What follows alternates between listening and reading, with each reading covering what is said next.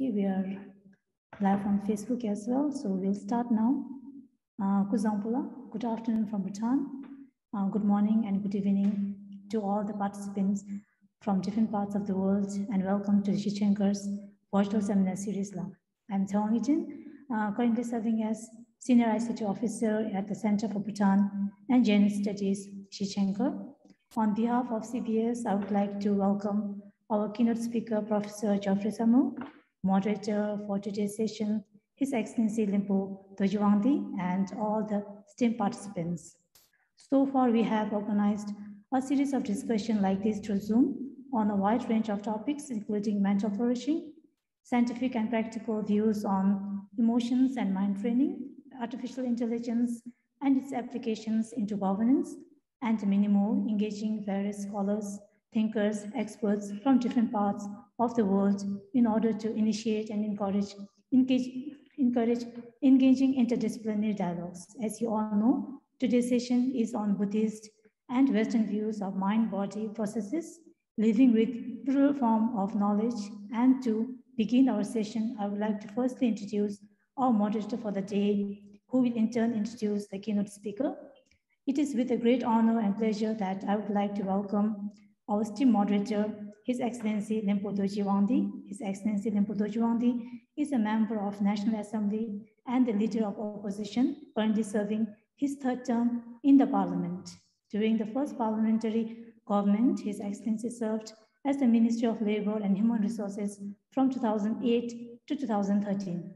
At the age of 39, His Excellency then became Bhutan's youngest cabinet minister. Before joining politics in 2007, His Excellency had 13 years of distinguished career in civil service and last served as Deputy Cabinet Secretary for over 7 years. His Excellency received his bachelor's degree in commerce from Delhi University and master's in business administration with specialization in corporate strategy and economic policy from Maastricht School of Management in the Netherlands. Besides his busy political career, His Excellency is a keen reader and a devout Buddhist practitioner. His interests are wide-ranging, and he remains a dedicated scholar of business administration, economics, and Buddhism. Thus, it is a great pleasure for CBS team and our esteemed audience to once again welcome His Excellency Lyonpo Dorji Wangdi as the moderator for today's session. I would like to now request His Excellency to kindly take the screen now. Thank you.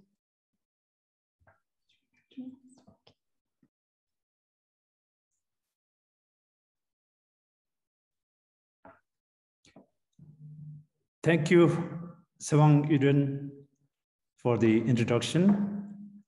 Kuzo Zangpo, and warm greetings to all. First of all, I'd like to thank Dashu Karma Ura and the family members of Center for Bhutan and GNH Studies for giving me this wonderful opportunity to moderate today's virtual seminar.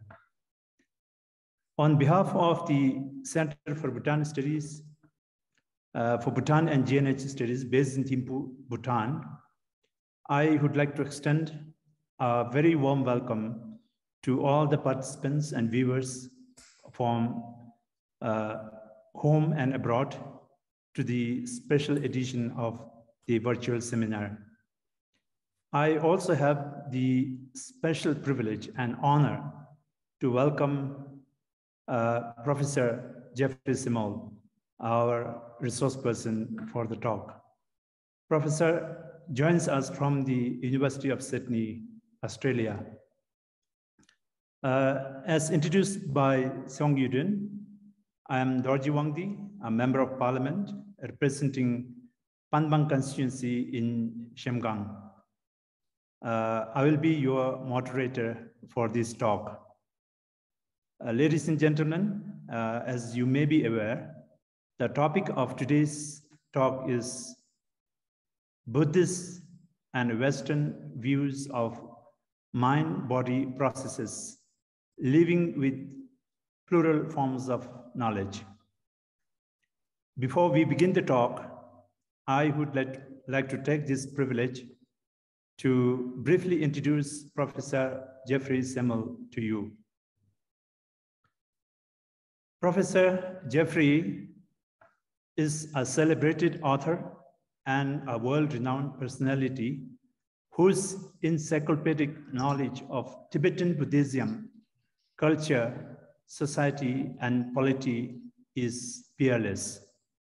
Professor Geoffrey currently is an honorary associate at the University of Sydney, Australia, and emeritus professor at Cardiff University in Wales, United Kingdom.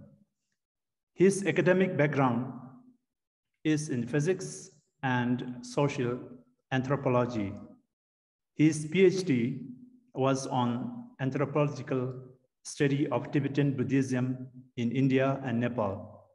His subsequent fieldworks included several research trips to India, Nepal, Tibet, and Bangladesh, and shorter visits to other Asian countries. In recent years, he has also visited Bhutan on several occasions. He is particularly well known for his highly influential Civilized Shamans, Buddhism in Tibetan Societies, published in 1993, and his subsequent book, The Origins of Yoga and Tantra, Indic Religions to the 13th Century, published in 2008. He has also been the president of the International Association for the Study of Traditional Asian Medicine and co-editor of the association's journal, Asian Medicine. Professor Geoffrey's current research interests include Vajrayana Buddhist yogic health practices and the dialogue between Buddhism and science. Ladies and gentlemen, it is such a great delight and honor to have Professor Geoffrey with us today. Professor, we look forward for your presentation. You have 45 minutes. The floor is yours now. Well, thank you very much, Your Excellency, Honourable Dorji, for your very kind introduction. I hope the paper justifies the build-up. I'll now attempt to share the screen with my PowerPoint.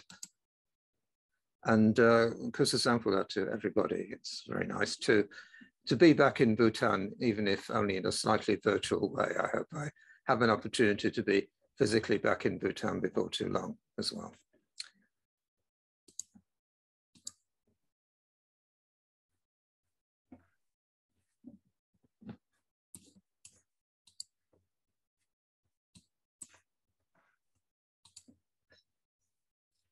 Just to confirm, can everybody see my title page now? Is that visible?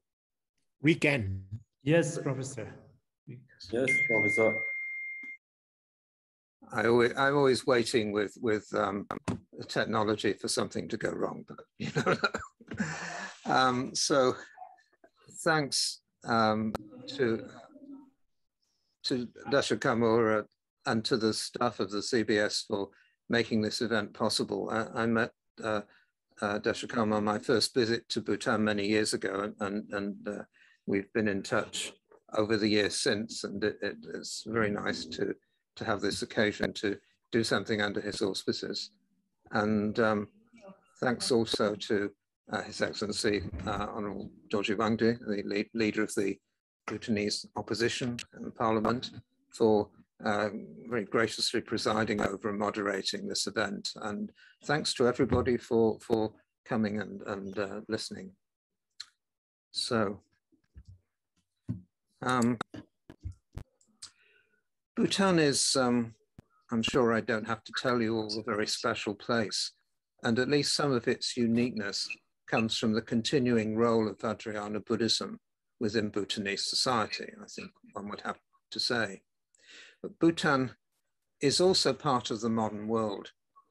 Bhutanese people, including the civil servants who make up, I understand, quite a lot of the audience today, are increasingly studying outside Bhutan, acquiring the skills of the modern world, and including those of contemporary science. And Bhutan itself is building up its own educational and scientific facilities over time. So inevitably, Bhutanese people, in some ways, like everybody in the world, belong to both the past and the world of tradition, and to the world of contemporary science and contemporary technology.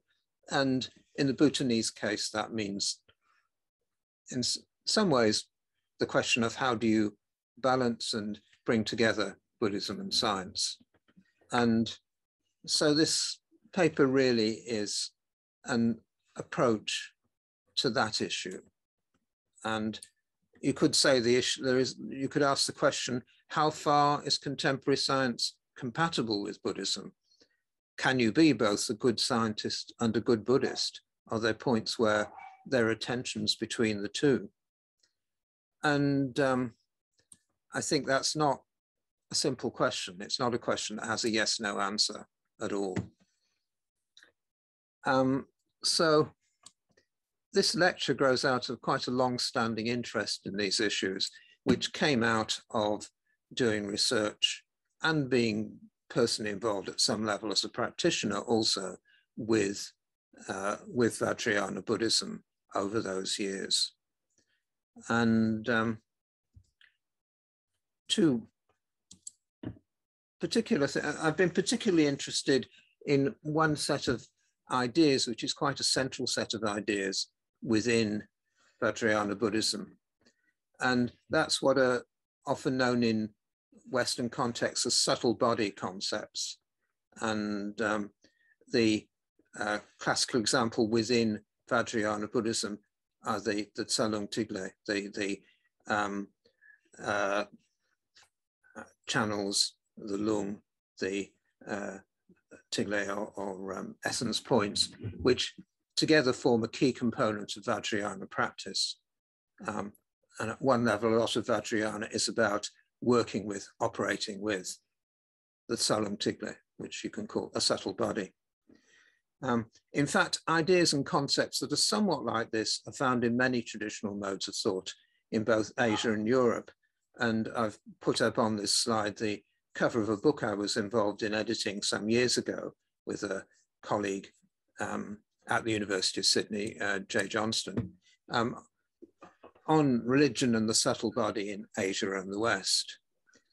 And so this is an idea an area I've been concerned with for some time. And you'll notice the subtitle of this book is Between Mind and Body, because one of the things about these concepts is they're not quite mind, consciousness concepts, and they're not quite body, physical, physiological. They seem to have a place somewhere in between. They seem to partake of both sides. And this is what gives them a lot of their complexity and interest, but also means that they don't fit very neatly into the contemporary science frame.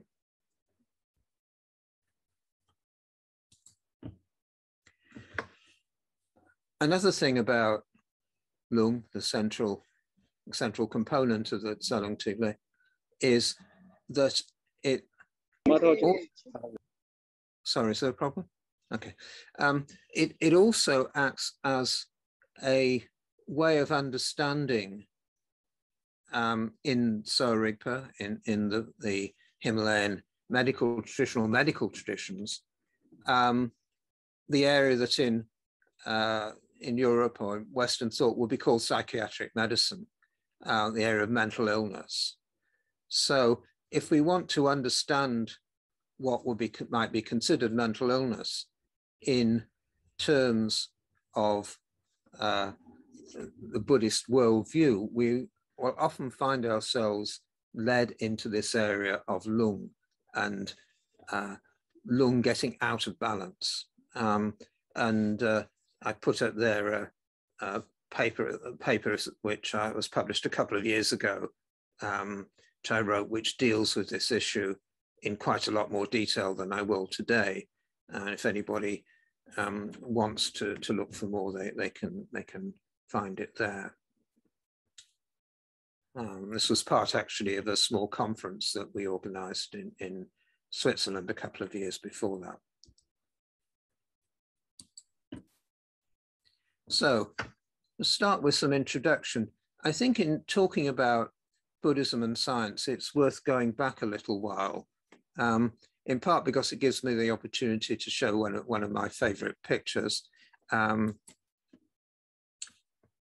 don't know if any of you have seen this one. This is it's an illustration of the great debate at Panadura in Sri Lanka in 1873, which is an event that some of you may know about. It was the culmination of a series of debates in which Sinhalese Buddhist scholars debated against British missionaries.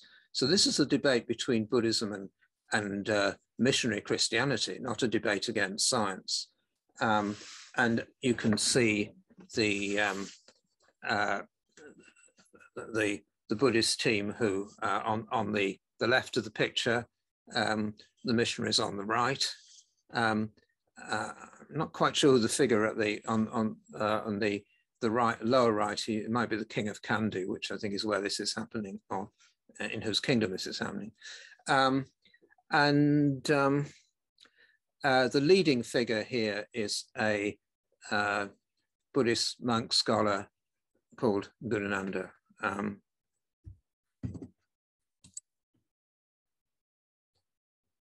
And here you can see him, a statue of him in Colombo, I believe.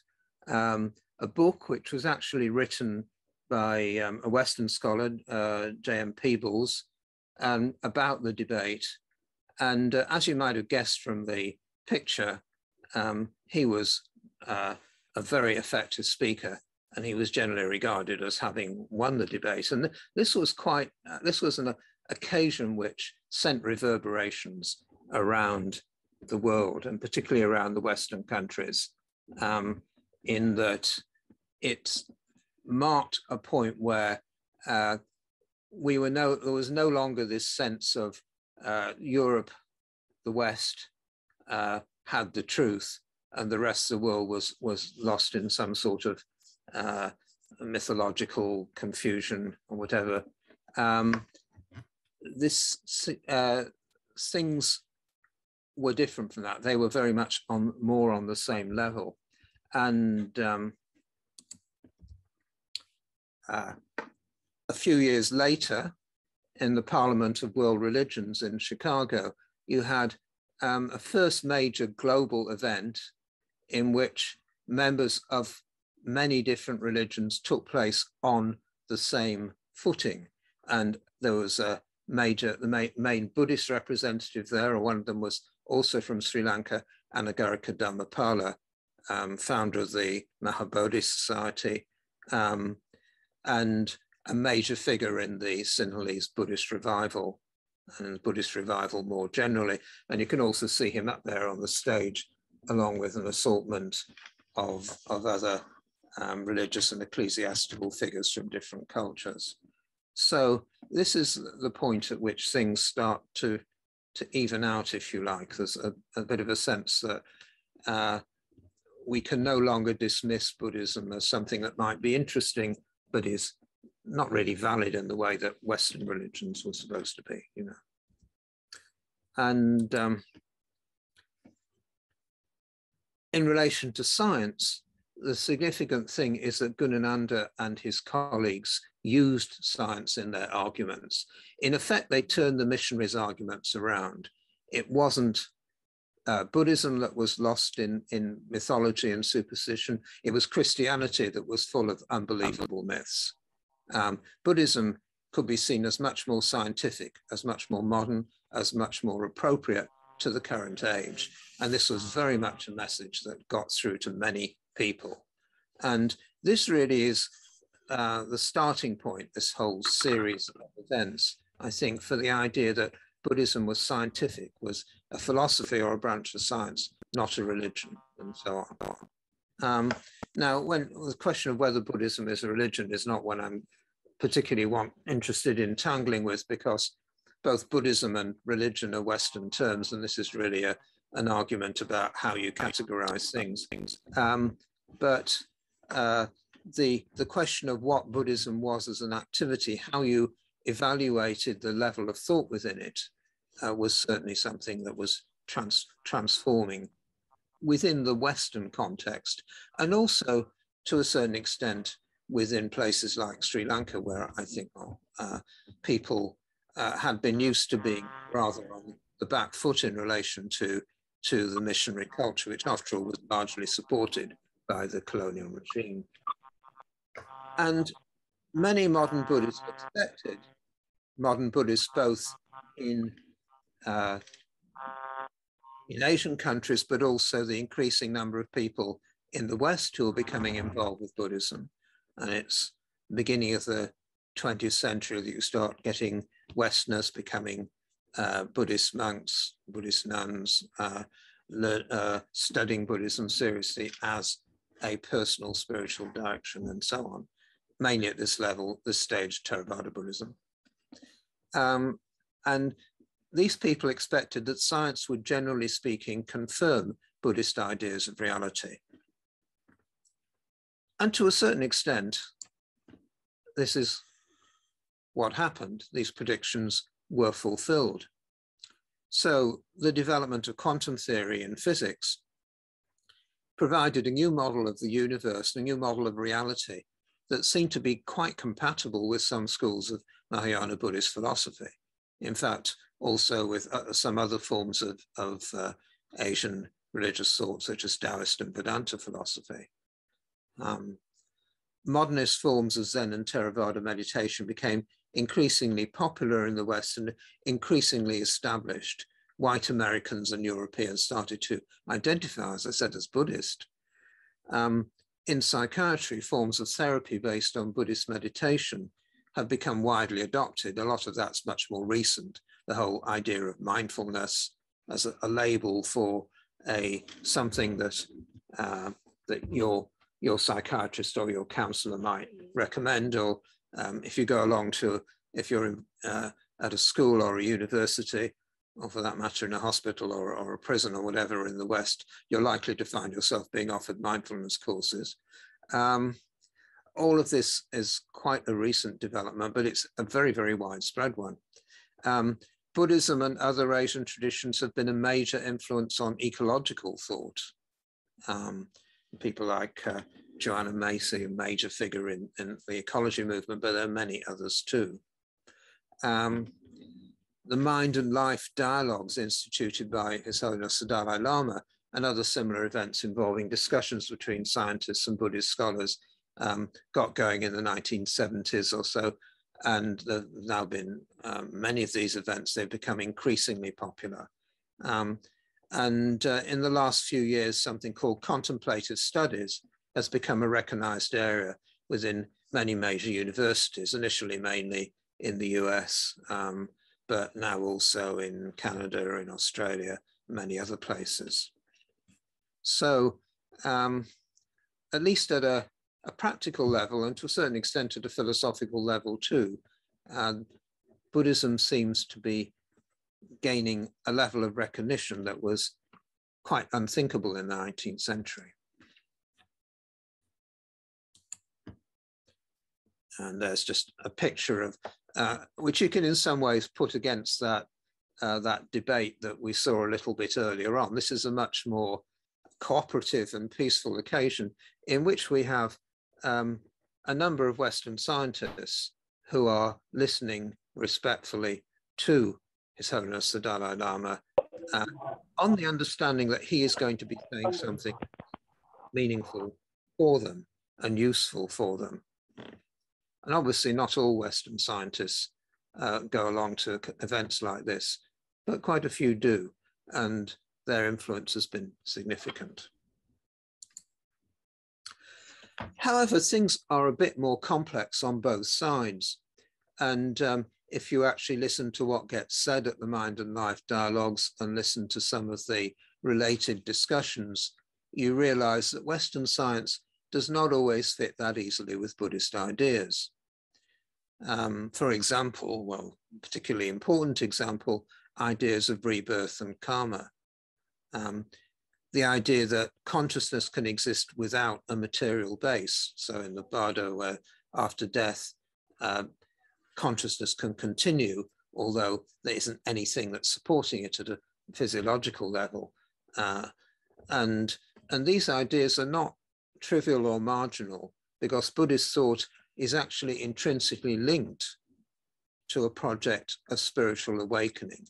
And that project involves a canvas of successive lives, and periods in between those lives, of death, of intermediate state, of rebirth, of seeds that are of karmic seeds that are carried on from one life to another, and so on.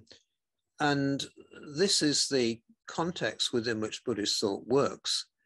The context of Western science is very different.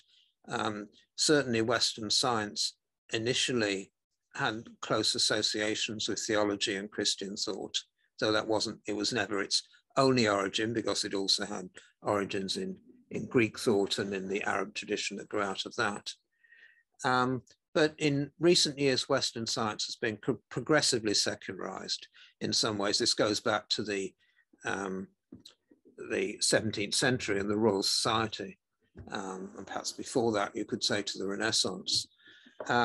And while Western science contains many different projects and approaches, and I would always say one of the most important things about science is to remember it is not a unity. It is many different projects that have similarities and overlaps, but also have many differences.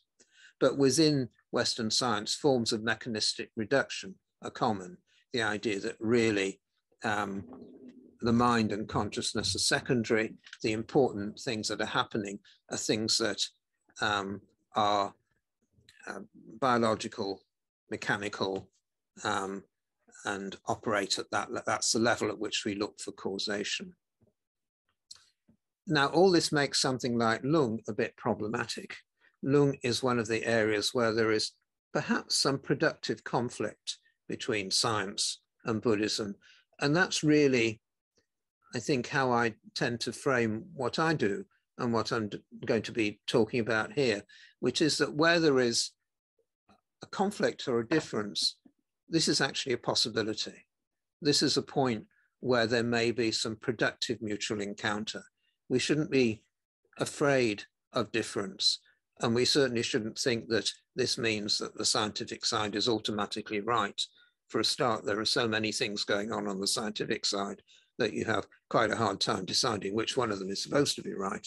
And science really doesn't deal with truth in quite that sense anyway. It deals with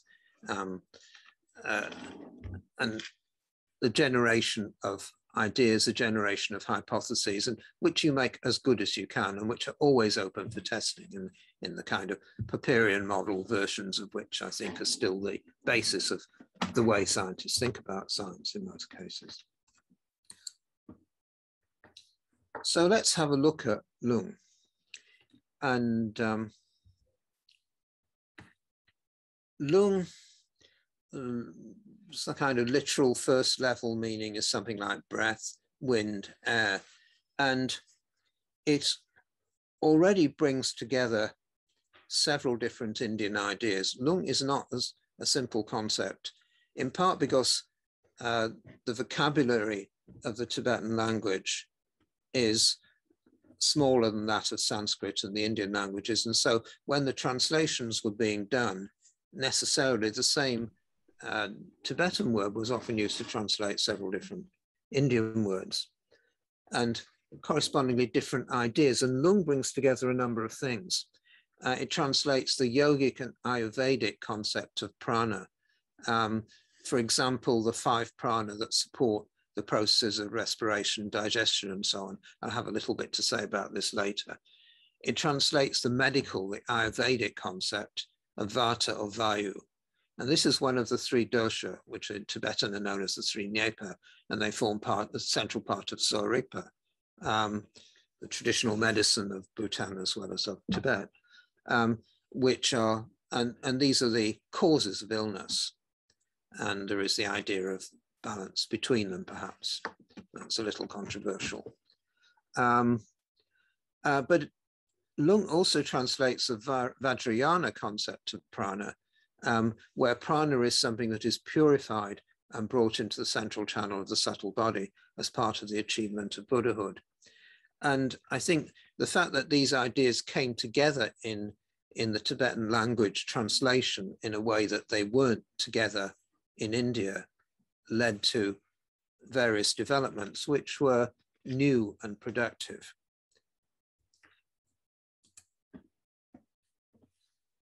Another thing to notice about Lung, though, is that it has a close relationship to the mind and to consciousness. Now, consciousness is not the same thing as Lung, but the two are intimately connected. And it's particularly so when you're looking at the more subtle forms of consciousness. And a statement that's often made is that Lung is the horse on which the mind rides. And that kind of has two sides to it. The horse goes to a certain extent where Lung directs, but also goes in the direction which the mind directs, but also the mind is constrained by where the horse is going. So there's a kind of mutual push and pull between them, perhaps, which at the higher levels becomes closer to identity. Lung is also related to breathing, which explains why working with the breath has an effect on consciousness. And obviously there's a lot that could be said here.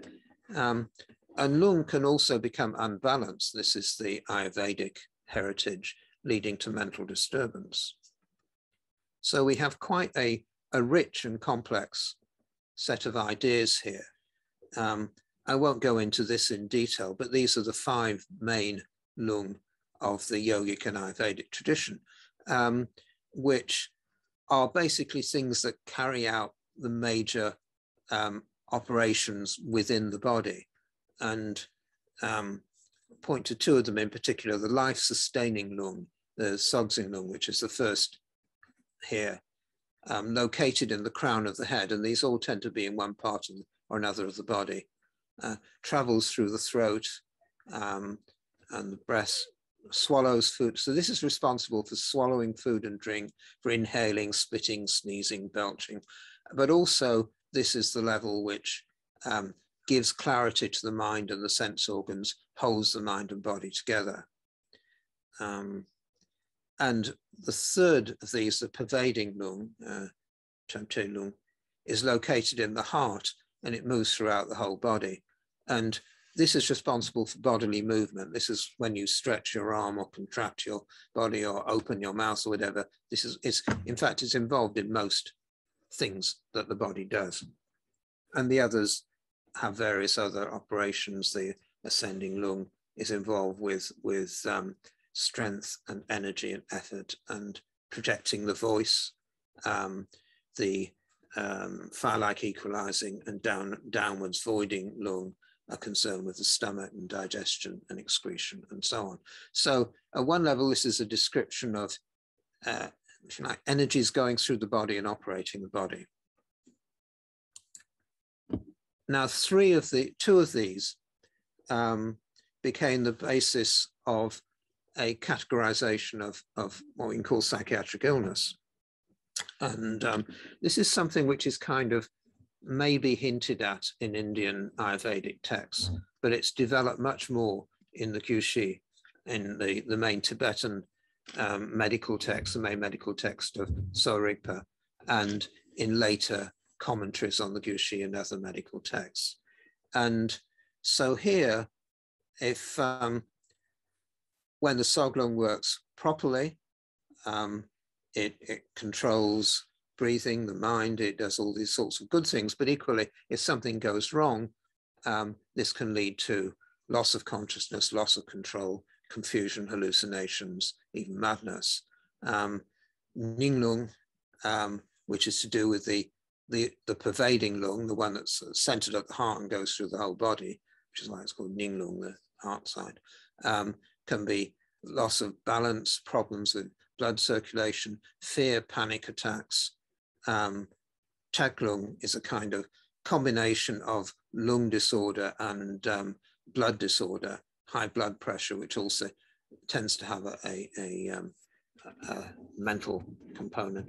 And these categories are part of the basic vocabulary of Sowa Rigpa.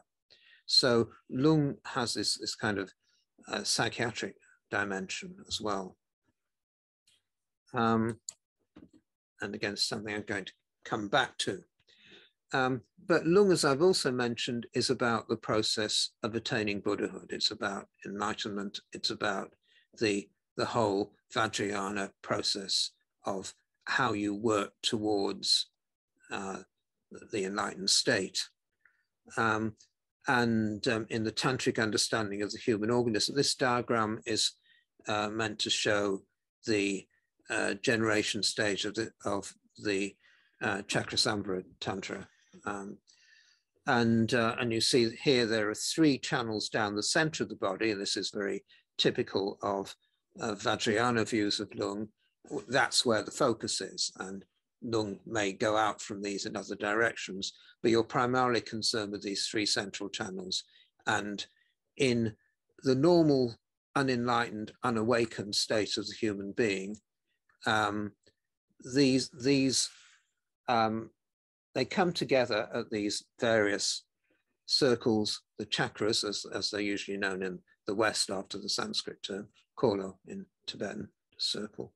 And there are kind of knots or blockages at these points. So things do not run smoothly throughout them. And part of the process of attaining Buddhahood, of attaining enlightenment, is to somehow clear these channels, to get things moving smoothly and to enable the essence of the lung to be concentrated in the central channel. And this essence of the lung is very closely related to bodhicitta. It's related to the primal drive towards motivation towards attaining enlightenment and Buddhahood. So that's how this works. And it's another diagram which is an illustration of the chakra and nadi system, chakra nadi in the Kala chakra system, which all of the tantras have slightly different ways of doing this, but they're generically quite similar. This particular diagram shows a lot of the minor channels through which the lung goes through the remainder of the body. But again, you can see there's a main channel at the center, and there are the main chakras along this. And so one can talk about the process of attaining enlightenment as being about bringing the lung under control. And this is just a quote from a very distinguished 20th century Buddhist teacher who, of course, lived in Bhutan in the last few years of his life, Degocen Rinpoche, and some of you perhaps met. He comments, in fact, the wisdom lung and the karmic lung are the same thing. And here's this idea that lung can be, if you like, tied up with the ordinary process of everyday life, of create karma, or it can be something that's conducive to wisdom and Buddhahood. But really, he's saying it's the same thing. What matters is whether the lung is brought under control. If it's brought under control, it engenders wisdom. If it's not controlled, it gives rise to the ordinary mind together with its poisons.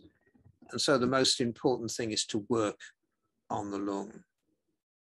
And if you do this, the mind, which is supported by it, will also cease to move, thereby giving rise to the experiences of bliss, clarity, and non-thought. And so here you can see this very close relationship between the lung and the attainment of Buddhahood.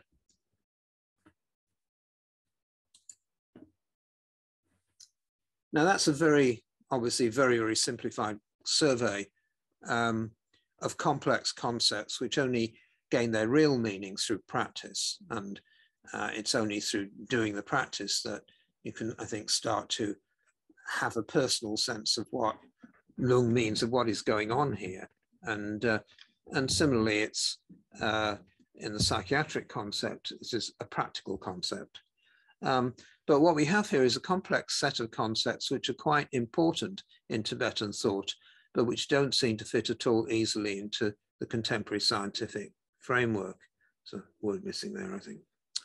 And what we'll do is look actually at a number of scientific frameworks to see how they might link up to and match up with ideas about lung, and see what happens when we put them next to each other. And probably the one that most people would go to first in this context is the framework of the autonomic nervous system. And so you get this idea that the flows of lungs throughout the body, the flows of prana, are somehow similar to or related to the neural flows, the flows of neural impulses through the autonomic nervous system. And the nervous system, again, a diagram which doesn't look completely different from a couple of the diagrams you saw before. The nervous system has nerves going out throughout the whole body, centering around the spinal cord and going up to the brain. This is, you know, sort of a basic idea of neurology.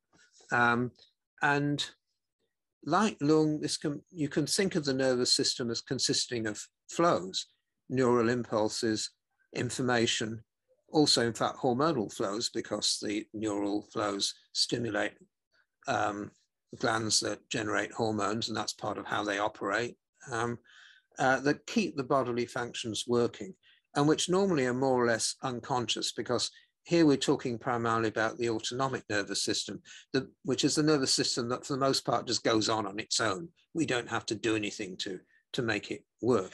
It's just kind of comes with a human body. So you can distinguish between the somatic nerves, well, the central nervous system and the peripheral nervous system. Within that, you can distinguish between the somatic nervous system. So, you know, I do something with my hand and I'm using the motor component of the somatic nervous system. And that's a conscious process. If I feel something, you know, I hit myself and it hurts, that's a sensory message, and that also comes through the somatic nervous system. But the autonomic nervous system is at a less conscious level, a more automatic level, and it's traditionally divided into the sympathetic and parasympathetic components.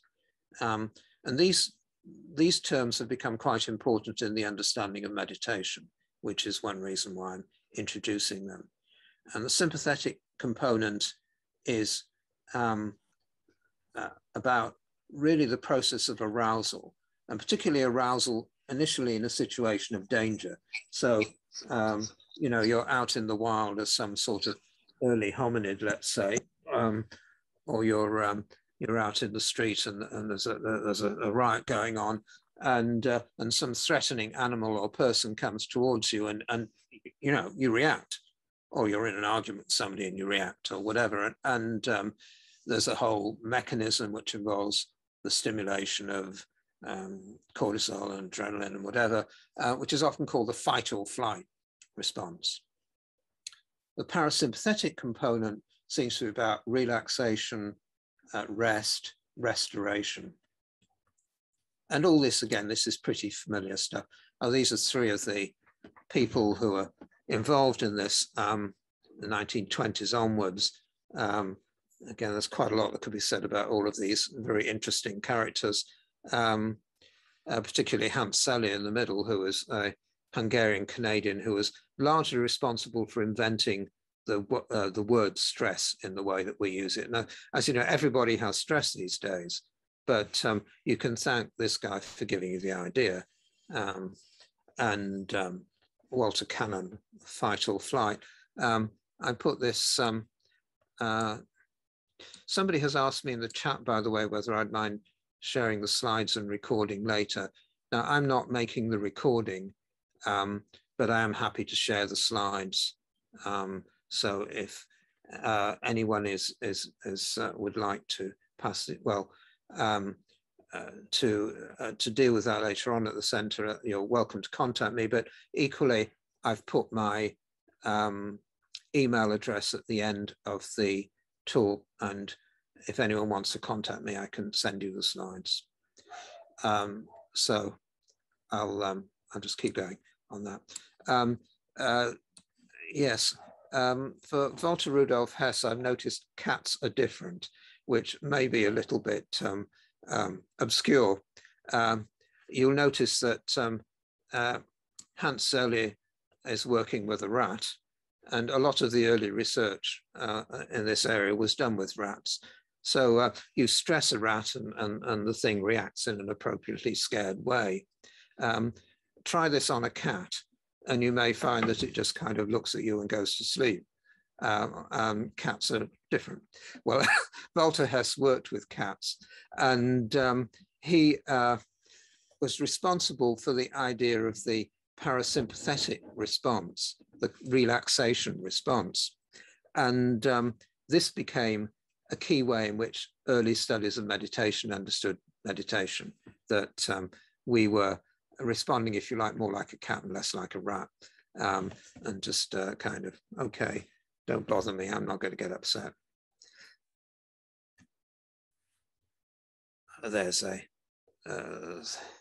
I must say, slightly, what's the word, simplistic textbook view of the parasympathetic and sympathetic nervous system. Rest and digest, fight or flight. Okay. So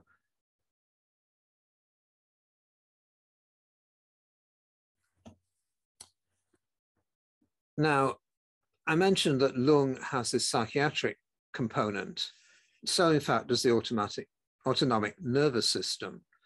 And a number of people developed these ideas of this kind from the 1960s onwards. I've just mentioned three of them. Gellhorn, who talks about the need for a proper balance between the sympathetic and parasympathetic processes. Too much of one, too little of the other, and you get into trouble. Carol Izzard, who talks about different kinds of patterns of the autonomic nervous system that you can see as patterns of emotion. So he's starting to link emotion and also things like anxiety and depression, which now anxiety is often in Tibetan terms, in Sowa Rigpa terms, a question of Ninglung, for example. So there's a kind of parallel here. Very interesting, more recent American psychiatrist who argues that this whole kind of simplistic opposition between sympathetic and parasympathetic is really too crude, that the parasympathetic process isn't a parallel system, it's a kind of separate mechanism that's developed in the course of evolution to modulate and manage this immediate response, the fight or flight. So maybe the best thing to do if somebody attacks you in the street is to run or fight back, or a wild animal attacks you in the wild. But maybe it wouldn't do any harm to stop, think, contemplate. Now, what should I do about this? Maybe I can manage a more skillful response. And Porges suggests that this is something that developed as human beings developed, and that this is also in part part of the story of the development of the emotions. And of course, one can see meditation here as something that could help in this. Porges and his principal book is actually a collection of scientific studies, really. The polyvagal theory, and more to the point, perhaps as a subtitle, the neurophysiological foundations of emotions, attachment, communication, self-regulation. It's very interesting stuff, and I'm not entirely sure what one makes about it. For those of you who are interested in the video, there's a bit happening in the chat about that. It will be available through the Center for Bhutan Studies, I understand. Okay, the autonomic nervous system and meditation. And I've already mentioned this idea of the relaxation response, the cat response, if you like, became a fundamental basis of early scientific studies of meditation. And Herbert Benson, who actually did some work with Tibetan forms of meditation too, with Tummo, but mainly initially worked with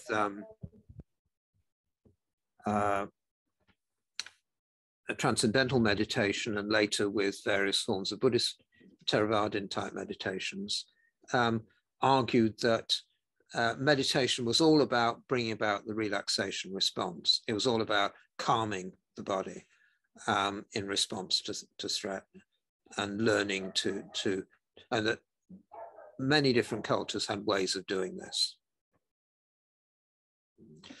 Now, the study of meditation since then has got a little bit more complex. And you might ask, is Buddhist meditation really just about relaxation?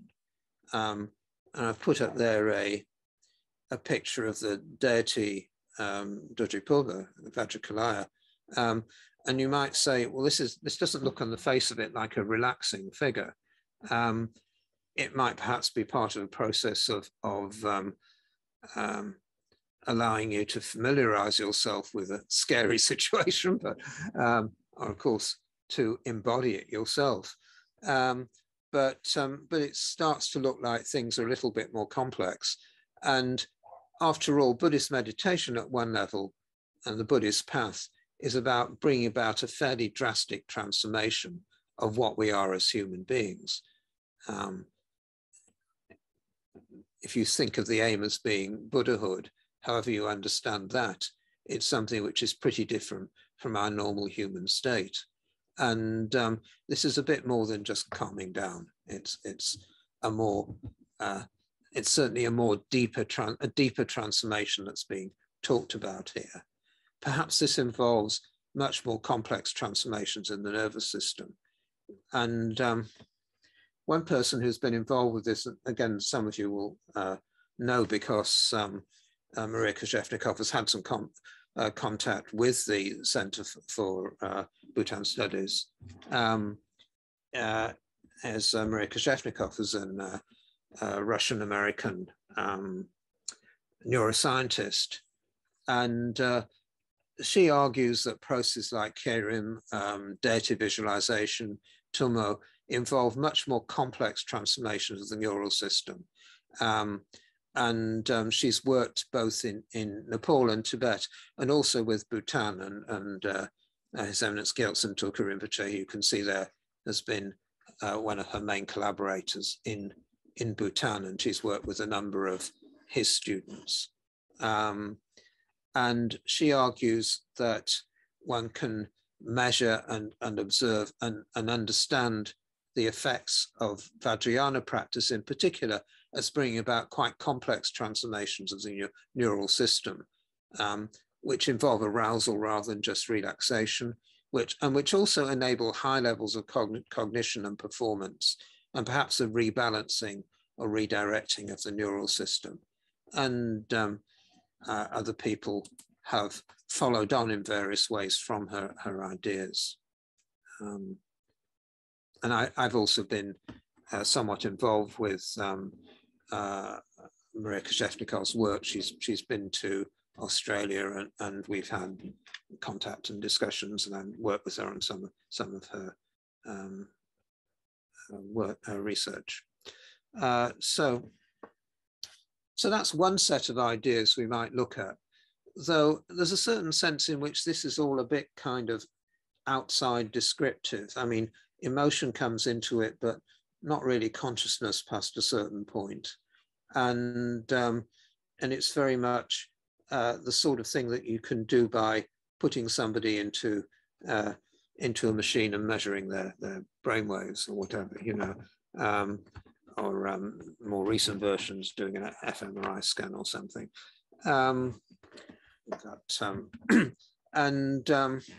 You might say, and another thing about this is it's all very much about a person meditating.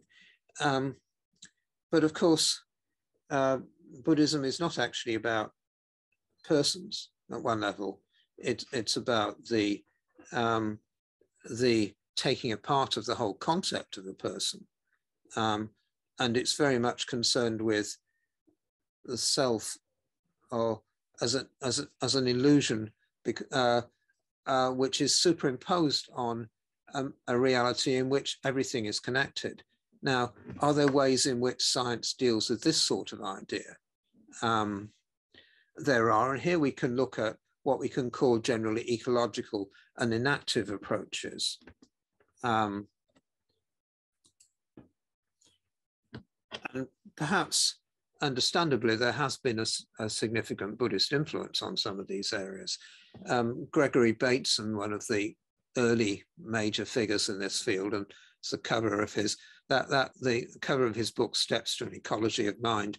If that cover looks a little bit battered, this is because it's a copy of the book that I got in the 1970s and has had quite a lot of reading since. It's one of my favorite books, so there's a recommendation for you. But anyway, a little quote from one of Bateson's later papers. He was one of the major figures in the development of ecological thought in British and American context, particularly in the 1960s and so on. The individual mind is immanent, but not only in the body. It's immanent also in pathways and messages outside the body. And there is a larger mind of which the individual mind is only a subsystem. And here he talks about the larger mind as comparable to God. He's talking to a Western audience. But it's still immanent in the total interconnected social system and planetary ecology. And elsewhere, he's very happy to talk in more Buddhist terms. He actually spent quite a while in Bali working on Balinese traditional thought, which of course has got a strong Buddhist component historically. So here you get this picture of mind as something that is part of a wider ecosystem. And his book is called Steps to an Ecology of Mind. It sees mind as part of the ecology, part of the ecosystem. And two people who took up in many ways from where Bateson ended in the 60s, 70s, Humberto Maturana and Francisco Varela, both Chilean scientists. Living systems are cognitive systems. Living is a process of cognition. This statement is valid for all organisms with or without a nervous system. This is from a book called Autopoiesis and Cognition, which is another of the great classics of this kind of area. And it's a little bit obscure at first sight, but the key point here is that thought, and certainly cognitive thought, is a process of adaptation to an environment. And it's not just something that human beings do. It's something that is intrinsic in the ecosystem. And in recent years, we've discovered a lot about processes in animals and processes that matter in plants. Monica Galliano is a Italian-Australian scientist, has done a lot of work about that in all sorts of simple organisms, which can be thought of as quasi-cognitive, as finding out about what's around you, interacting with what's around you, and so on. And so here again, this whole business of mind, consciousness, whatever it is, and we're still looking at it a bit from the outside, it has to be said, is part of this process, this thing that's going on through the entire environment. Now, Francisco Varela was a very important figure in the early years of the Mind and Life dialogues. He was initially a student of Chogyam Trungpa Rinpoche and was very strongly influenced by Buddhist thought. And he died quite young, unfortunately. He was, I think, an extremely creative and interesting researcher. But there's a number of his books that are around that are well worth a look.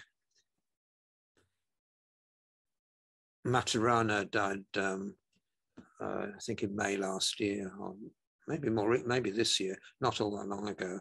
Well, he was Varela's teacher. He lived quite a bit longer. Okay, so that's another set of ideas, this inactive ecological strain. Another person, some of you might possibly have come across, Evan Thompson, who's a Canadian philosopher and scientist who's also part of the Mind and Life Project. Another set of ideas is one called predictive processing or predictive coding, which I must say I only came across 2 or 3 years ago.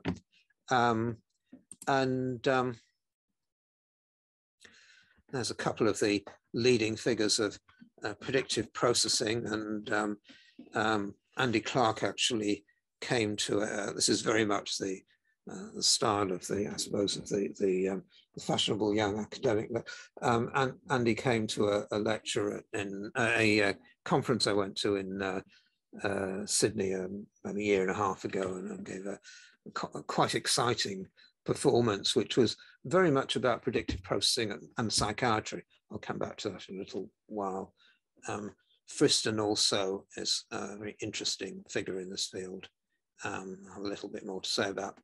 Now, the general idea about predictive processing, I'm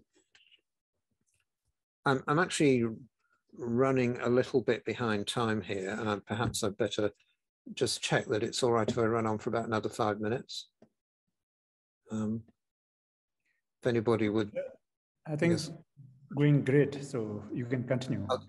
Yeah, sorry, I'm allowing myself. I did run through this beforehand, but timed it, but I seem to be finding more interesting things to say as I go along. I apologize for that. So the idea behind predictive processing is that the human organism is a predictive device, that what we do is make predictions. And you can see a lot of the process of life like this. You know, if I move this muscle, what will happen? Will it do what I think it's going to do? If I if I step this way, I might fall over. I need to somehow have some mechanism that allows me to predict the result of a particular action. And the same for more complex actions. If I eat this food, am I going to get sick? If I speak angrily to this person, will I be attacked?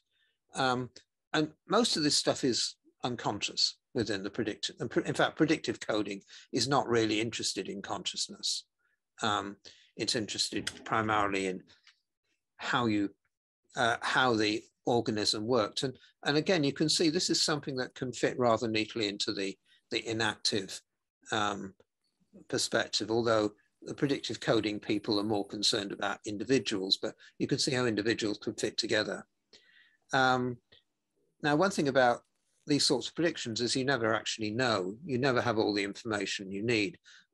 Something can always jump out from behind the wall over there or whatever. Somebody could have put something in your dinner which you don't know about, whatever, you know. But more significantly, perhaps, these predictions are encoded at a neural level and some of the predictive coding people are very interested in what are the physiological mechanisms that enable you to do this? How does this work neurally and so on? People vary in how far they're constrained by prior predictions, how far they're able to try out new things. Maybe something can go wrong with your predictive coding. Maybe meditation could help you to reconstruct it so you can do more things, better things, maybe. In fact, the predictive coding people don't talk much, or at least I haven't seen much from them as yet about meditation, but there is one comment which you can see here, which it's actually from a study of the effects of psychedelic drugs in being used for therapy. And it's a study by Robin Carhart-Harris, who's a British scholar, and Carl Friston, who you saw before, leading predictive coding guy. And this does talk about meditation little in comparison with the psychedelic state, and talks about the emergence of insight, the cessation of ego-centered consciousness as something that could be part of the predictive coding framework. And as I mentioned, Andy Clark gave this interesting lecture which summarized a number of recent studies of people trying to use predictive processing as a model to understand mental illness. Maybe autism is about being over-dependent on prior predictions. You know, you're caught up in things that have gone wrong, and you're trying too hard to work out what to do, and so it becomes hard to do things. Maybe depression is about a wrong balance between predictions and innovation. Now, I'm giving you very crude models here, and in some ways these are still rather crude models. But I think you get this sense that there is a framework that again can be used on both sides in psychiatry and to talk about meditation, and that one could perhaps make some relationships with the Lung framework, although it seems very different in some ways. We still haven't had very much about consciousness. Now, one person who does have something to say about this, and Jung's scientific status has occasionally been questioned, but I think in his way, he was quite a genuine scientist, and his ideas are quite creative and generative. But I just want to look at something he said towards the end of his life.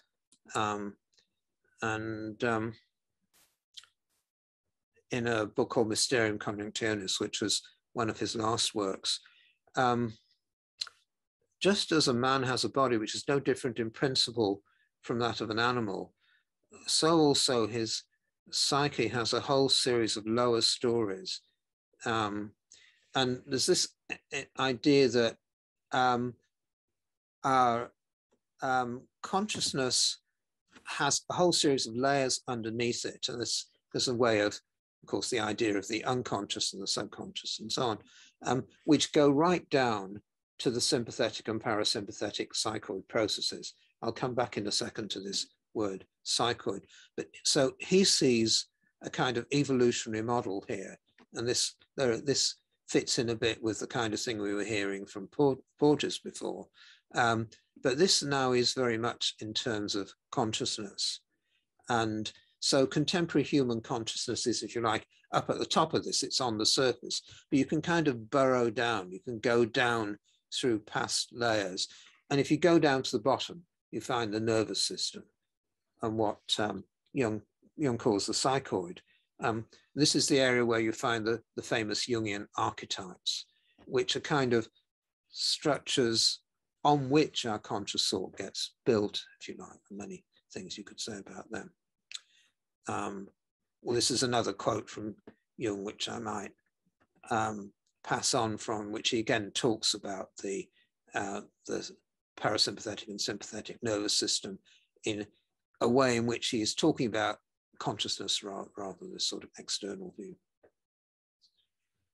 So now, one of the things I think is quite interesting is to put these things alongside each other, including the Buddhist idea of Lung. And if you do this, then you start seeing that it's not so much that they are just different, but they differ in specific ways. They look at different areas.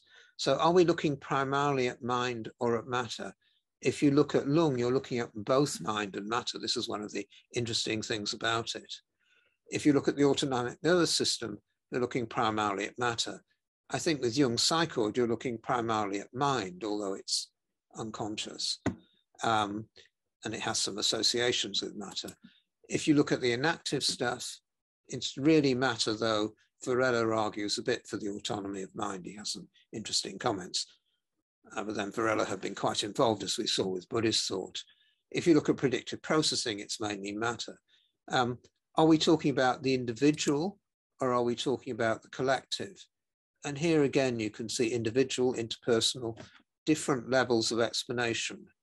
They all seem to have something to say about psychiatric disorders as things that go wrong, but they have different ways of understanding them. Perhaps we can start linking these together a bit. They have explanations for disorders, which I've given some examples of here. And they also have models of achievement, Buddhahood. I've put in Maria Kashnikov's interest very much as in high levels of human functioning. How can we think very fast, deal with extreme situations effectively, this kind of thing, and so on. So I think if you start looking at the relationship between Buddhism and science in this kind of way, then science looks less like this kind of thing which is up there over against Buddhism, and more like a series of projects which Buddhism itself, or some elements of Buddhist thought, have quite a bit in common with and can start interacting with and illuminating.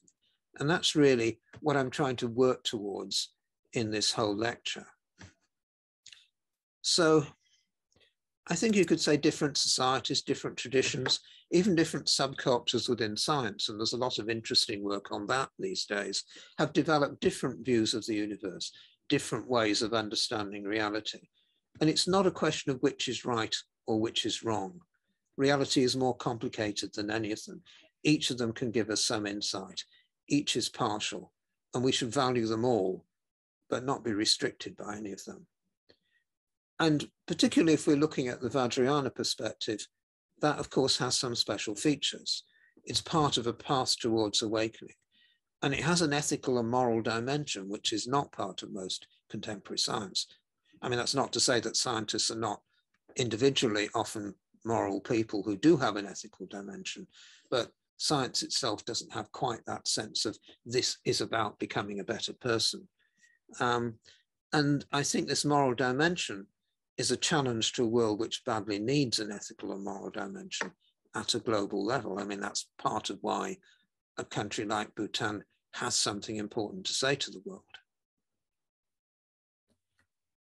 And maybe a few suggestions might come out of that about seeing Vajrayana texts less as a scientific description of solid structures. Now, some people talk about the chakras as kind of solid things within the body, and it's pretty clear that they're not that. I mean, Tibetan doctors in the 17th, 18th century already had realized that you couldn't say that. But if you think of them as a guide to process, a guide to transformation, they make a lot more sense. As an inner map of the body as seen from inside. There's a process of interoception, of seeing what's feeling the internal process of the body here is quite significant. I think it's important to see consciousness as something that's present throughout the organism as a whole and present throughout the environment. Consciousness doesn't stop at the edge of our skin. And I think a lot of Buddhist thought leads us in this direction. And it seems to be an insight which is increasingly important within areas of science too. And I think at the same time, I think we have to see the contemplative and transformative processes of something like Buddhist Vajrayana practice as embodied, as embedded within society, embodied within bodies. Again, this is something which I think comes quite naturally out of the Buddhist tradition, and see both consciousness and the body as indivisibly related parts of the process. And finally, I think it's really an important insight that we need to understand the ethical and moral implications of the contemplative and transformative processes and somehow enable these to become part of the wider thought of our global society.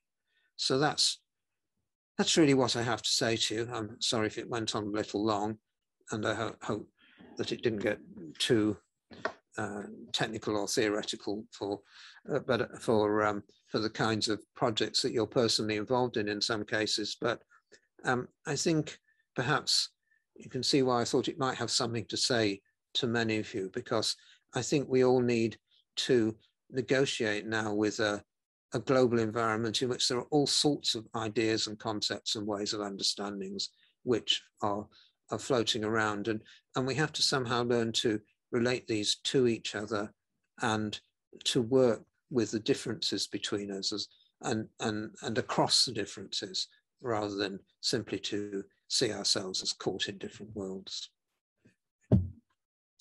So thank you very much.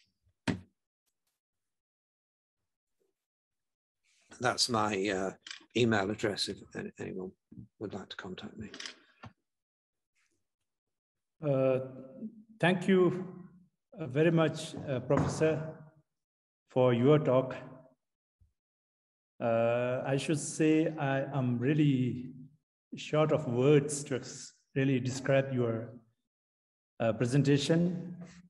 I should say it was an absolutely absorbing, intellectually nourishing, and I should really use this word consciously, that it was also really awakening to listen to you. You started with the discussion on Salong Tile. I would like to make a disclaimer that I am really not an expert on Buddhism, let aside Vajrayana Buddhism. But I think what you talked today about Salong Tile, I guess this is actually the very, very core of Vajrayana Buddhism. And the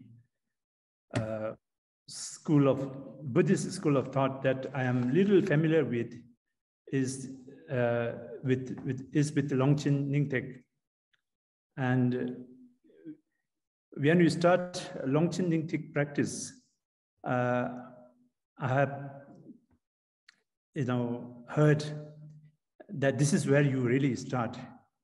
And the very stanza, a practitioner, a beginner of Longchen Nyingthig starts with something like Kunchu Sumge, Deshik Sawasum, Salong Tili Ranshin Janchu Sem, Ngo Ranshin Tuji Kinkula, Janchu Ningpe Bardo Chapsuche. So this is the stanza, in Tibetan you call it the shloka, the four sentences, which actually really encompasses the complete teaching. And this is where you start as a practitioner, as a beginner in the Nyandro.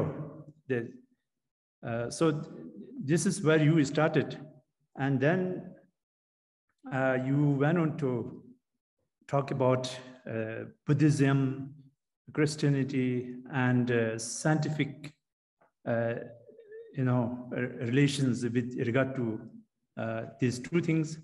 And then, of course, you went on to explain in detail about the lung. And as I was listening, it reminded me of some statement made by very famous Buddhist masters recently, that we Bhutanese are now actually being left behind. We are behind in understanding and practice of Buddhism, and that there will be soon, George Samuel or Kembo Harris or Kandom Maria, something like that.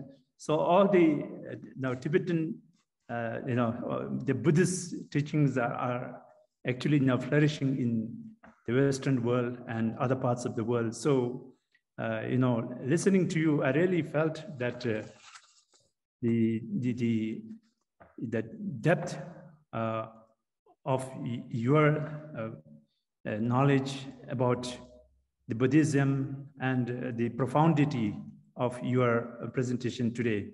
So, as I said at the beginning, I am really short of words to, really describe your presentation and make any conclusion about your presentation. So, I am sure that the audience, I think, were also equally inspired, and now I think that the audience are ready for interaction, and now I would like to open the floor for questions, and I would like to propose that the questions be kept within the premise of the topic of the talk, and keep the questions as brief and clear as possible. So with this, may I, without further ado, open the floor for questions.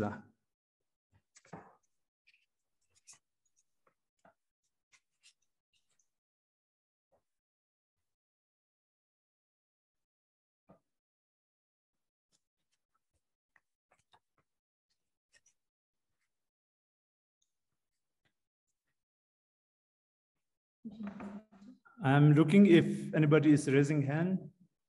No hands raised yet.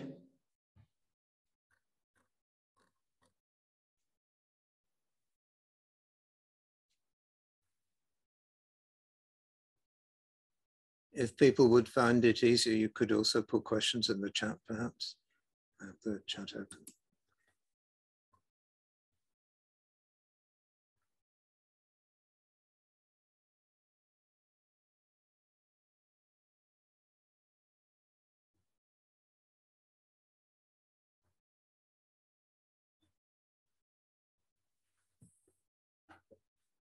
I wonder if maybe I could just ask whether anyone would like to comment on whether for them they have felt a tension between science and Buddhism, or whether they feel it's an issue that's not particularly significant any longer for them, or just what they feel about, because in a way that's part of the premise of all of this. And if anyone would like to comment on that. Sorry, somebody. I opened my microphone. Can you hear me? Yes, yes, I can. Hi, thank you so much for the talk. It's Paula, and I apologize for dropping in late, but I caught some excellent slides, especially the summary at the end, the table. We still think in terms of grids and tables. So I have lots of questions for you probably, but let me just ask you a brief one. Yes, I am the author of Mindful Technology for the Buddhist Tour, and this is one of the topics that I explore at length, and I will write to you about it. But there is tension, there is more than tension. I mean, on the one hand, it's very important that we seek some convergence, because we know that Buddhism is based on science, is a scientific process. I mean, it's certainly a part of it. And then we know that science is stuck in so many areas because it doesn't acknowledge the mind science. This is in my experience. So the problem is that science avoids all the questions, a lot of the questions that Buddhism explains very well, or at least it provides a path for, because it considers Buddhism not science and religion, and in fact it considers Buddhism, the central tenets of Buddhism, absurd. So you cannot consider Buddhism in terms of, unless you acknowledge reincarnation, for example. And reincarnation is not the topic that science tackles. In fact, it avoids it and it considers it completely unscientific and absurd. So this is a problem. So I have a question for you, and I'd love to go on and talk a lot about a lot of the things you presented. But the question is, how do you get a reputation as a scholar? So you see, I am a scholar, I'm a PhD, and I get a lot of grief from the religion department because I'm not a theologist, and I'm not a philosopher at all. And I get a lot of grief from the science department because a lot of the things I research and study are completely, like they're off the scale, basically. So I want to know from you, Samuel, how did you build your reputation as a scholar in this field? How do you cope in academia, putting together the two paradigms? That would be hopefully inspiring and teaching us something. Thank you so much, and I'll speak to you later. Thank you very much, Paula. Well, how do I cope? Well, I'm retired these days, which helps, but I think a certain amount of good luck, perhaps, or maybe if you were a Jungian, you would say synchronicity, or serendipity,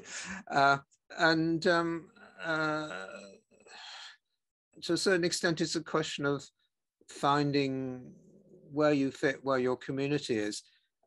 Because I think one thing I did say in the talk, and maybe I would repeat in this context, is there are a lot of different things going on within science.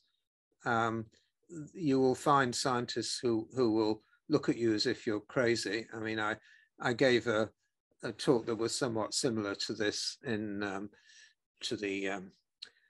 a meeting of the Society for Mind Matter Research, actually in a Zen monastery in the Black Forest. It was a rather wonderful occasion, but most of the people in the Society for Mind Matter Research turned out to be diehard materialist scientists, and they clearly most of them looked at me as if I was quite crazy.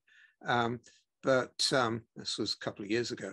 But at the same time, I mean, I would say there was about a quarter of the people there who understood what I was talking about. I actually started off after a degree in physics. I moved at graduate level to anthropology, and social anthropology is quite a good place to work from in some ways, in that I used to think you could kind of get away with most things as an anthropologist. You know, you were studying human beings and society, and that covers quite a lot, you know. It's quite a good place to work from. But then my first really popular book, the book that I suppose was the one that kind of, if you like, established me as a scholar, I suppose, was Civilized Shamans. And that was really a book that was written, I suppose, for anthropologists, but turned out to be mostly picked up by people in religious studies. And I wasn't anticipating that so much. And in fact, I ended up working in departments of religious studies for much of my later career. I started off more in the anthropology, sociology context. And I would say, in terms of finding the people that I can talk to and who I can have a dialogue with, it can be a bit of a struggle at times, but they're all over the place, and there are many of them. And even if you look at some of what I was saying earlier in the talk, you find people within scientific areas who are quite deeply engaged with Buddhist thought and with other forms of Asian traditional thought, and who are much more attuned to the contemplative approaches. So there is no simple solution, but it's certainly not, I think, something to give up on. I think, I'm sure you've discovered this yourself already. There are more of us around than you think, perhaps, or than we think at times. Thank you so much, Samuel. I'll get in touch. I look forward to hearing from you.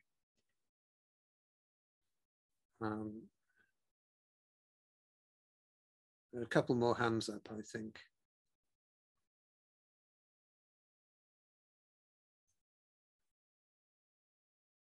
And Swan, is that next one over there? Yes, it is, Geoffrey. Can you hear me okay? Great. Lovely to see you. A very nice surprise to me on what is a Wednesday morning here in South Wales to see you. And I've got a few things to comment on, but I'll put them in an email. I think that's a better space to do that from this point. But the question, or the point that I wanted to raise really about the contrasting perspectives of the scientific community and the Vajrayana Buddhist community, is that in the kind of, and I know you've talked about how there are people within the scientific community who are more receptive to broader ideas than purely sort of materialistic. But for, say, a psychiatrist, said that the mind is more of a kind of an epiphenomenon of the brain, whereas from the Vajrayana perspective, it's almost the opposite. That's the brain, the body, is an epiphenomenon of the mind. And I don't know if you could talk a little bit about that, those contrasting perspectives. Yes, well, of course, at one level, that's very true. at another level, you find things get a little bit more complex when you start talking to people who are psychiatrists, but turn out to be to have a much wider sense of what psychiatry might be or what the mind might be. I went to a conference, I suppose about 8 or 9 years ago now, which was organized by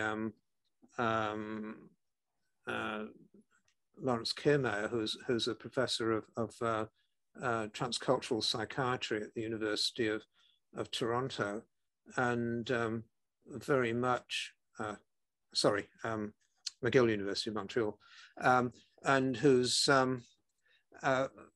very much a psychiatrist at one level, but somebody who's extremely aware of the humanistic dimension of the psyche, if you like. He organized a conference which was on mindfulness and meditation, and included people like Anne Klein and Harvey Aronson, and you know, and it was not the kind of dialogue you might have expected to find. It was much more open, and again, somebody like, I'm sure one could talk to somebody like Stephen Porges about this stuff, you know. I think people are not necessarily limited by their labels, and part of what I was also trying to suggest was there are quite a number of different frameworks in the sciences, and you can play these off against each other. And some people are locked in their little boxes, and they're just going to go on doing what they got taught at school or college or whatever. But there are a lot of people who are not like that. And I think the constructive conflict, tension between frameworks can be generative, it can be creative, and it can stimulate creation. And that's really what I'd like to see here. So how far can you push anthropology? How far can you push psychiatry? How far can you push, cognitive psychology or whatever? And there are times when you look at them and you think, oh, this is dreadful. I mean, how can I work with this at all? This is so reductionist. This is so anti-human or whatever.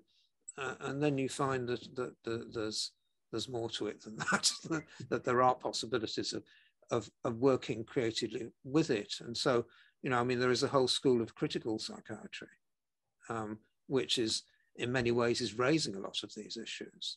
The whole inactive and ecological school is in this sort of tension with the individualistic assumptions of much of psychological thought and so on. And you can work with these things, I think, and find ways in which they're stimulating and helpful.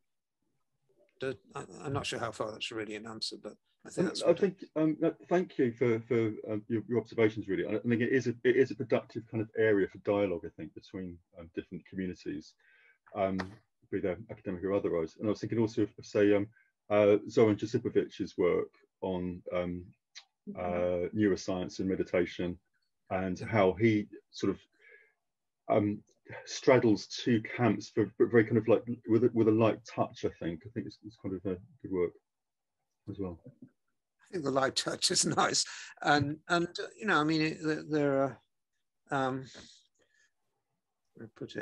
there are things that keep you apart within the structure, and that you have to deal with, and it can sometimes make life quite difficult. But equally, I think it's like the whole idea of interdisciplinary work, which was so popular within the universities, and having been involved in a number of projects which were supposedly interdisciplinary, it's actually extremely difficult to bring about anything creative, especially once you have a really organized project and a structure and people have territory to defend, if you like. So to actually get past the point where you're willing to be open enough, I suppose, about your own limitations. And I think maybe one of my advantages, such as it is that I've never been too attached to being right about everything. I think it's important to be aware there's always going to be lots and lots of things you don't know, and other people are going to know more about than you do. And if you can find ways to work with them and dialogue with them, that's good. Thank you. Okay. Thank you, Paula and NS1 for your participation and questions, as well as Professor for your answers. Now I see 3 questions, 2 in the chat box. First is from Kelly Tobden. His question is, what would be the difference between predictive processing and mindfulness practice, more at an operational level, aspects of daily life? So that is his question, or if Kelly Tobden wants to ask personally, he can do it. The second question is from Sonam Wangdi. He asks, where does the science understanding of Lung and Buddhist understanding of Lung converge? We know Professor gave a very extensive talk, but I think he wants more clarity. And also you started with the mind and concluded with consciousness. Then you are saying the mind and consciousness is the same. So that is the question from Sonam Wangdi. And if Sonam Wangdi wants to supplement in person, you can do it. And maybe Jorgen has raised his hands. Jorgen, if you can wait for the next opportunity, let the professor tackle the first 2 questions. Thank you. Okay, thank you. And I think maybe there's also a question by Seri Yelentz and a comment by Shivani. Oh, yes. Yeah. Differences between predictive processing and mindfulness practice. Well, these are slightly different things. In that predictive processing is a kind of framework for understanding something, and mindfulness practice is something that you might do and want to understand. So I suppose the question might be more, can you use predictive processing to understand mindfulness and to make sense of what goes on in mindfulness? I think I'm not actually all that impressed by where the predictive processing people have got to so far on this. And this may be that I haven't read widely enough in predictive processing. But I think, yes, to some extent, because you can see it as a way of learning new reactions, if you like, of learning different expectations. And remember, predictive processing is not just concerned about interacting with the outside world. It's also concerned with, if you like, with interacting with your internal process. So relearning perhaps the way the neural system operates. And then I suppose one has to say, what exactly is mindfulness practice, which has become a pretty vague term at times in Western discourse. You have very, in a way, quite tightly defined psychiatric interventions like mindfulness-based cognitive therapy. And then you have all kinds of mindfulness teaching of various sorts. And you could look at the specific processes that go on and try to understand what it is that they're doing. So I think that's all I really could say. That I don't know, Kelly, if you'd like to, if that answers what you were saying, or whether you'd like to say any more there.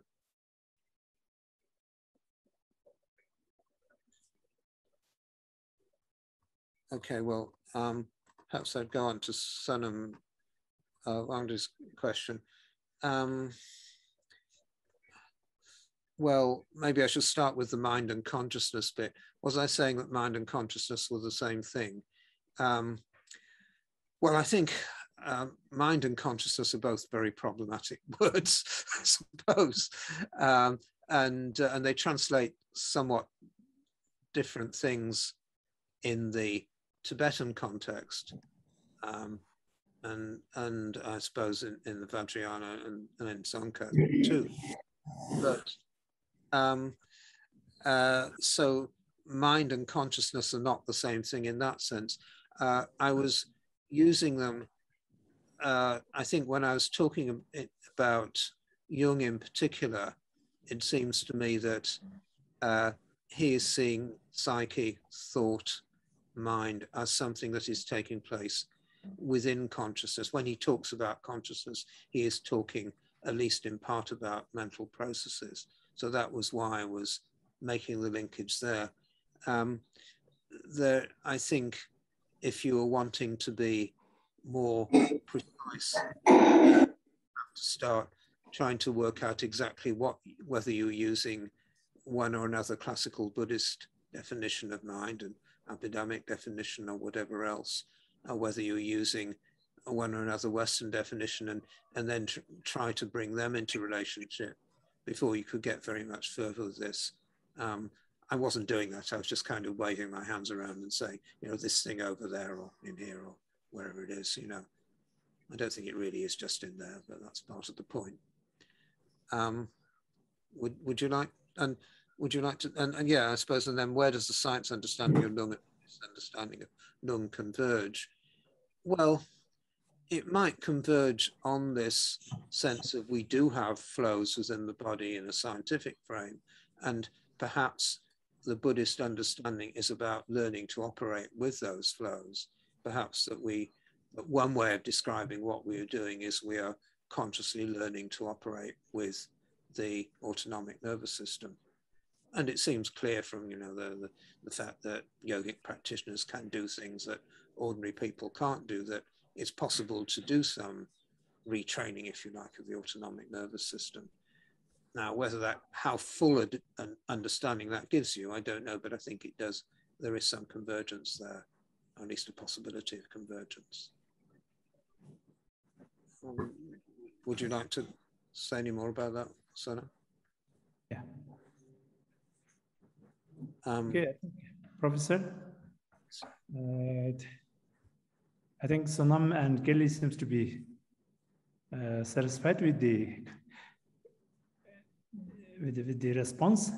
Now, may I give the floor to Jürgen Organ? You have been waiting.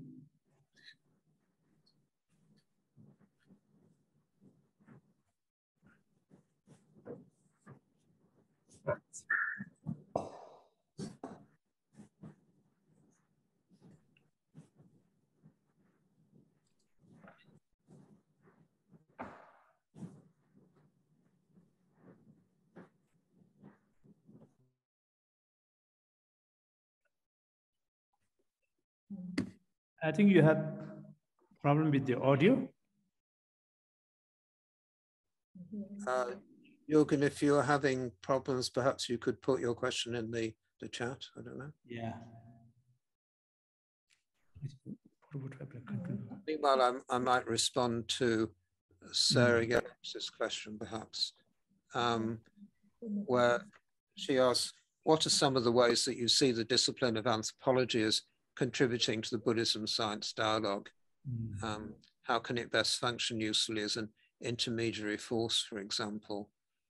That's a very interesting question, actually, because I think in some ways I've often thought of anthropology as being an intermediary force or an intermediary framework. It's a little bit like people often talk these days of holding a space for a dialogue, and anthropology seems to be one of these areas that can hold the space within which the dialogue can take place, because to a certain extent we have been taught as part of our professional training to take what's being said seriously by people in different contexts, so, and not to automatically assume that this has precedence over that. So in that sense, I think anthropology can give a bit of a frame. And anthropology, of course, has also got its own intellectual resources and methodological resources for dealing with these things. So the whole question of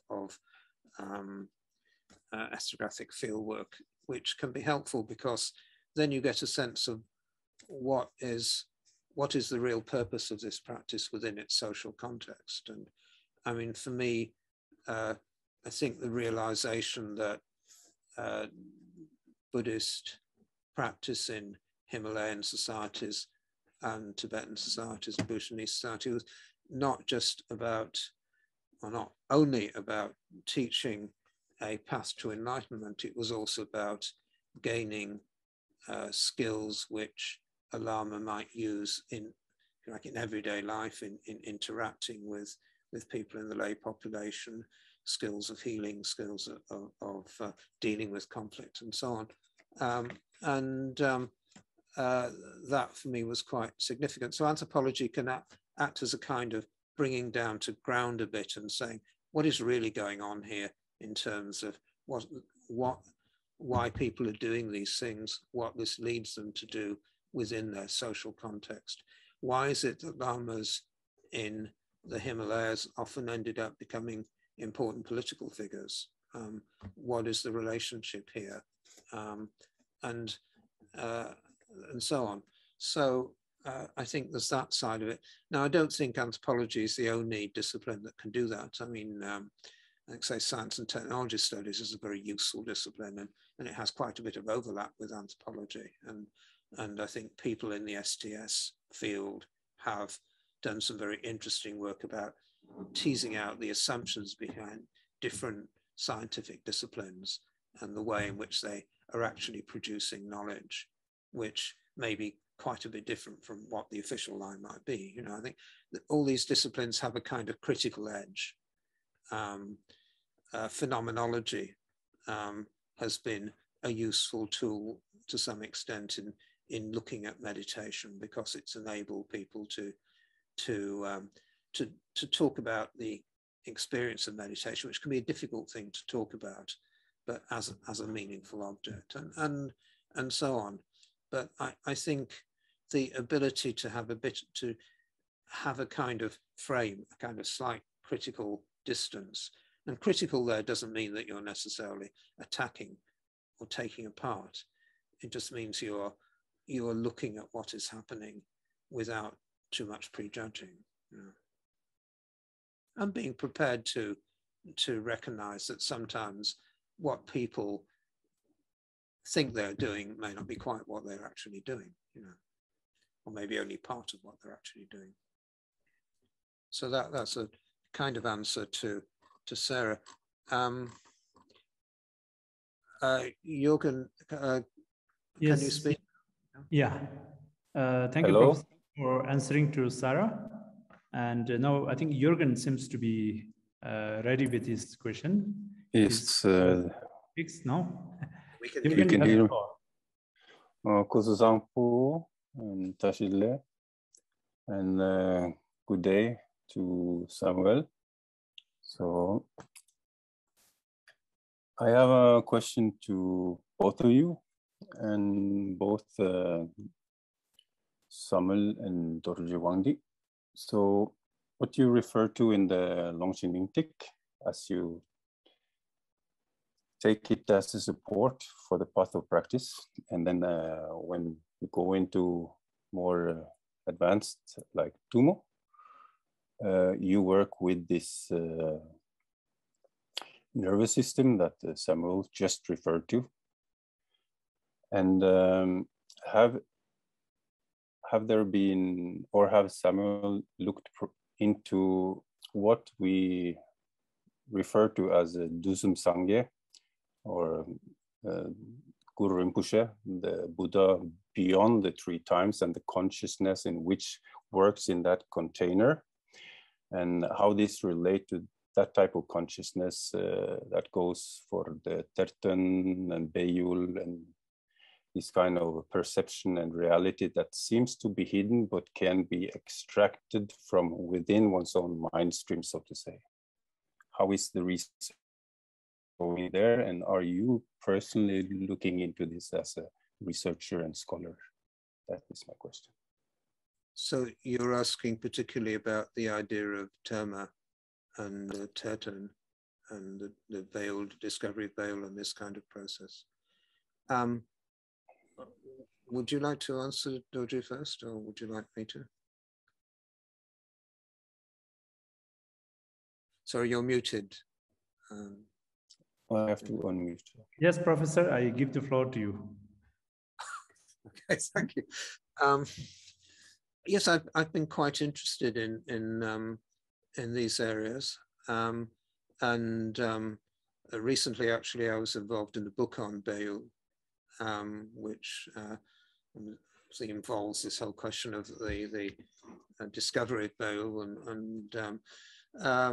and the whole question of, if you like, or let's call it visionary experience for a generic term, of which the terton, in which the terton discovers something. And this is has interested me a lot because it seems to introduce an opportunity for ongoing change and transformation within the teachings. And obviously the Longchen Nyingtik came about at the end of the 18th, early 19th century, and it created a major impact within the Vajrayana world, particularly in Eastern Tibet, and many of them, in some ways, you could say that virtually all of the non-Gelug lamas today have been influenced by this, and this was something which in certain respects was new and in other respects was not. And there's been some very interesting studies. I don't know if you've come across the work of Rob Mayer and Kathy Cantwell, who are good friends of mine that I've been involved in research projects with, in which they look at ways in which terma are similar to previous terma, but also different to previous terma. And they argue that there's actually less drastic innovation going on than you might think, that, the terton has a vision, but what he sees, or maybe sometimes she sees, it tends to be stuff that is there already in the tradition and maybe is being recombined and presented in a slightly new way. I was also very intrigued in my early work, particularly in the similarity with visionary processes in other cultures, where new things come into traditions that seem to be appropriate to a particular time. Gregory Bateson, who I mentioned in the talk, has a study from Bali about a temple where there was a revelation of a connection between the deity there and the deity in another village, which people had come to, and which kind of led to people becoming connected with the place they were now living in and being at home there. I came across something rather similar in India, in Orissa, where I was interviewing the Lama Namkadrime in Orissa, who, when he arrived there, had dreams of local protector deities and made a connection with them and created a ritual to them and so on. And he's a terton. So I think that there are a lot of interesting things going on, and exactly what is happening at a neural level, at a level of consciousness, I don't think I have any very conclusive explanations yet. I mean, I think there is the sort of explanation which actually is presented in that paper by Carhart Harris and Friston that I quoted, which in a way goes back to the anthropological work of somebody like Victor Turner, which is the idea that you kind of just take the cultural contents and sort of stir them around and shake them up a bit and see what happens. And to me, that seems just a little too simple, It's maybe there is some truth in it that the psychedelic drug or the meditational procedure or the ritual somehow puts you into a space where you can rethink shuffle the contents of your consciousness. But I would like to think there is slightly more to it than that. But I don't know. Do you have any ideas, Sue, you'd like to share with us yourself, Jochen? Oh,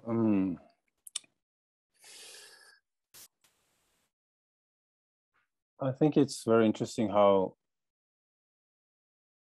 it seems to be either by support of the concert that pushes the terton into an extraordinary state of consciousness.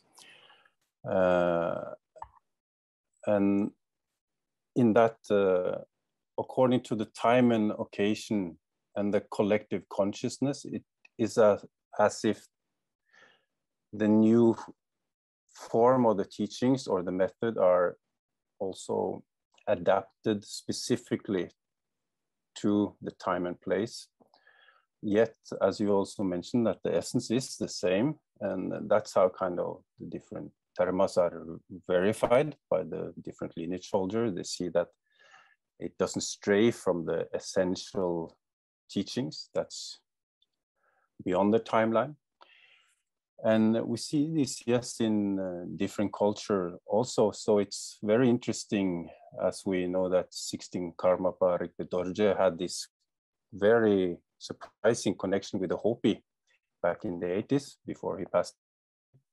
And they had their prophecy about, you know, long lost brother returning with the red hat and so on. So we see aspects of this is in many cultures, and even in the Samic culture in Norway, how they are also able to go into these different states of mind. And though what is interesting about Guru Rinpoche and Yeshe Sogyal and the Himalaya region, especially in Bhutan, is that these are unbroken lineages that seems to still be warm and vibrant and still very much active. And it seems it's as relevant as ever, because the information and the function that comes out of it seems to really benefit, especially this time and age, with the neuroscience, as you refer to, and so on. It's a very interesting shift and crossing of different professional fields, so to say. And it seems like it expands it. These things, it's kind of trend goes beyond it because of this, for lack of a better terminology, a fifth dimensional reality, state of consciousness. Does that make sense? I think it does. Yes, I think I know what you're getting at. Yeah. I mean, really, we don't understand all that much about creativity, you know, altogether. I think if some way creativity can be guided positively, and the role of the George, sorry to interrupt. Yeah, thank you, Professor, and I should say Lama Organ. Yeah, thank you. And, yeah, we would like to conclude. It has been a very absorbing, intellectually nourishing, and a wonderful talk. And I think there will be a lot of questions, but now it has been exactly almost 2 hours, so we want to conclude, and the center has other programs. So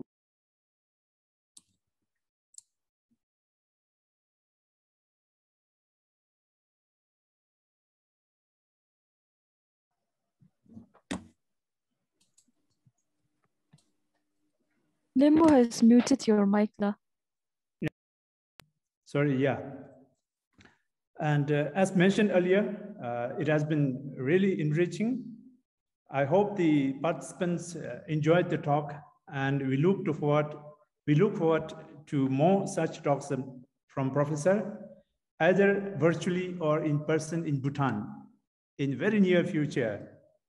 But for now, I would like to close the session on behalf of the President, Dasho Karma Ura, and the family members of Center for Bhutan and GNS Studies, and in particular, on behalf of all the participants I would like to extend our sincere appreciation and gratitude to Professor.Geoffrey Samuel for his wonderful talk and sparing your precious time with us.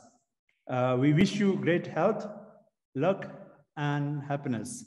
And also our sincere gratitude and appreciation to all the participants for joining us. Thank you so much. It has been a great pleasure. Take care. Tashidalekla. Okay, thank you, Lyonpo, for your interactive session. And may I remind all the audience here that on Friday at the same time, we have yet another interesting session on COVID and COVID vaccine by Dr. Andrew from Oxford, and it will be moderated by His Excellency Lyonpo Dorji, currently serving as Minister in Ministry of Foreign Affairs of Bhutan. And with this, I would like to thank all the participants, Professor, His Excellency Lyonpo, for taking time to attend these sessions, and hope to see you soon. See you all soon in next session with the same zest. And have a nice evening and happy trip up to all the Bhutanese. Stay safe, everyone. Thank you. Goodbye. Goodbye. Thank you. Blessed Renity. Blessed Renity to everybody in Bhutan. Yes.